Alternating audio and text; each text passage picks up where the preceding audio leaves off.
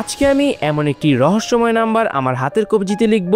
শোনা যায় সেই নাম্বারটি লিখে তুমি যদি ঘুমিয়ে যাও তাহলে তুমি তোমার স্বপ্নের দুনিয়ায় আটকে যাবে, আর যদি তুমি ওই স্বপ্নে মারা যাও তাহলে তোমার বাস্তব জীবনও মৃত্যু নিশ্চিত। কখনো কখনো তুমি পৌঁছে যেতে পারো অদ্ভুত কোনো জগতে, সেটা হতে পারে স্বর্গের মতো অপরূপ সুন্দর অথবা নরকের মতো ভয়ানক, অর্থাৎ জান্নাত বা জাহান্নাম। এসব শুনে অনেকের কাছে অদ্ভুত বা ফালতু মনে হতে পারে, আবার অনেকেই বলবেন আপনার সাথে যদি স্বপ্নের মধ্যে কিছু হয়েই থাকে তাহলে আপনি আপনার ভিডিও আপলোড করলেন কিভাবে। আমি আমার ভাইকে বলে রেখেছি যদি আমার কিছু হয় অথবা আমি মারা যাই তাহলেও যেন এই ভিডিওটি আপলোড হয়। এই ভিডিওটি শেষে আমার সাথে কি হবে আমি নিজেও জানি না। তো চলো এই নাম্বারটির আসল রহস্য জানা যাক। তো আজকে আমি এই অধিশপ্ত নাম্বারটি আমার হাতে লিখতে যাচ্ছি।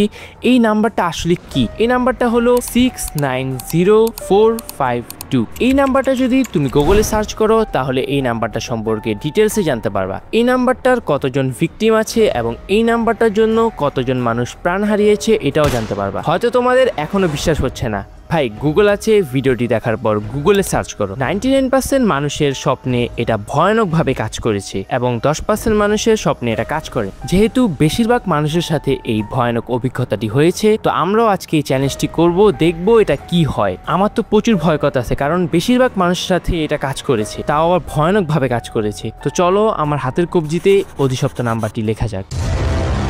ওয়েট, আমি তোমাদের সত্য একটি ঘটনা বলতে যাচ্ছি এই অধিশপ্ত নাম্বারটি নিয়ে। কানাডিয়ান একটি ছেলের সাথে ঘটে গিয়েছিল এই ঘটনাটি। তোমরা শুনলে তোমাদের গা শিউরে উঠবে। আমি তোমাদের ঘটনাটি বলছি। কানাডার একটি ছেলে টিকটক চালাচ্ছিল। টিকটক স্ক্রল করার সময় তার সামনে হঠাৎ একটি ভিডিও আসে, যে ভিডিওতে একটি মেয়ে তার হাতে এই রহস্যময় নাম্বারটি লিখে ঘুমিয়ে গিয়েছিল, কিন্তু সেই মেয়েটির সাথে কিছুই হয়নি এবং মেয়েটি স্বপ্নেও আটকায়নি। কানাডিয়ান ছেলেটি এই ভিডিওটি দেখার পর তার মনে কৌতূহল জাগে।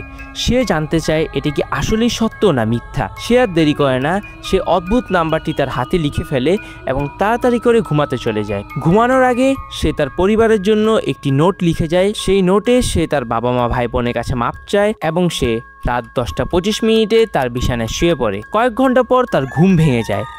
সে অবাক হয়ে দেখে সকাল হয়ে গিয়েছে। সে খুশি হয়ে যায় এবং ভাবে আমার সাথে তো কিছুই হলো না, কিন্তু সে পিছনে তাকিয়ে দেখে সে কোনো বিছানায় ঘুমিয়ে নেই। সে একটি গাছের সাথে হেলান দিয়ে শুয়ে আছে এবং তার চারপাশে ঘন জঙ্গল। এটা দেখার পর ভয়ে সে দৌড়াতে থাকে। তার শরীর দুর্বল হয়ে পড়ে।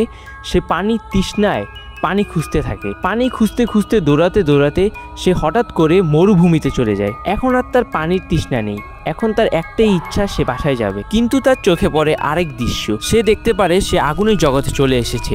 তার আশেপাশে চারদিকে আগুন জ্বলছে এবং তার আশেপাশে হাজারো মানুষ কান্না করছে, চিৎকার করছে, ছুটাছুটি করছে। এ যেন এক জাহান্নামের শহর। ঠিক তখনই ছেলেটির পেছনে আসে লম্বা ভয়ানক একটি লোক। সেই লোকটির চেহারা এতটাই ভয়ানক মানুষের চোখে দেখা অসম্ভব। সেই লম্বা ভয়ানক লোকটি কানাডিয়ান ছেলেটাকে ধাক্কা মেরে আগুনে ফেলে দেয়। এরপর হঠাৎ করে ছেলেটির চোখ খুলে যায় এবং সে দেখতে পারে সে আর আগুনের শহরে নেই। সে তার বিছানায় শুয়ে আছে। তার আশেপাশে তার বাবা মা বসে কাঁদছে। তার শরীর ঘামে ভিজে গেছে, তার বিছানাও ভিজে গেছে। এই সব কিছু দেখার পর ছেলেটি কান্না করে দেয়। এটা তার কষ্টের কান্না নয়, এটি তার খুশির কান্না, কারণ সে বাস্তব জীবনে চলে এসেছে। কিন্তু ছেলেটির বুকে এখনো ভয় ছিল, কারণ আগুনের শহরের সেই লম্বা লোকটির কথা ভেবে সেটা যেন তার চোখ থেকে এখনো মুছেনি। তো গাইস, এখন আমরা নাম্বারটি লিখে যাব ঘুমাতে।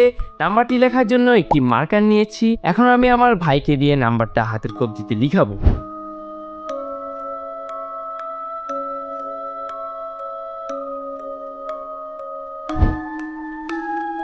তো গাইস, আমার ভাই আমাকে নাম্বারটা লিখে দিয়েছে। এখন আমরা চ্যালেঞ্জটি শুরু করব। এখন বাজে রাত 1টা। এরকম টাইমে আমি প্রতিদিন ঘুমাই, কেন যাই না দেরি হয়ে যায়, শুধু দেরি করে ঘুমাই। তোমরা কারা কারা রাত্রে দেরি করে ঘুমাও আমাকে কমেন্টে জানাও।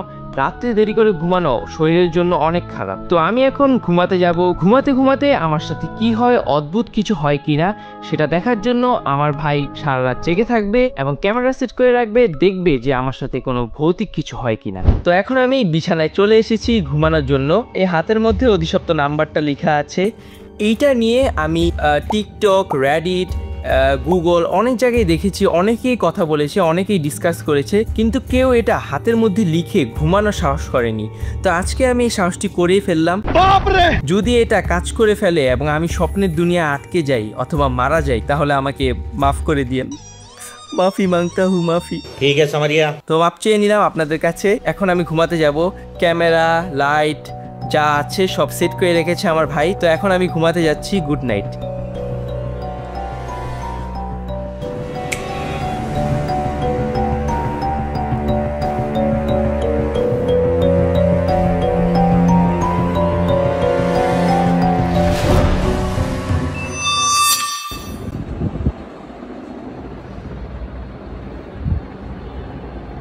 The next day.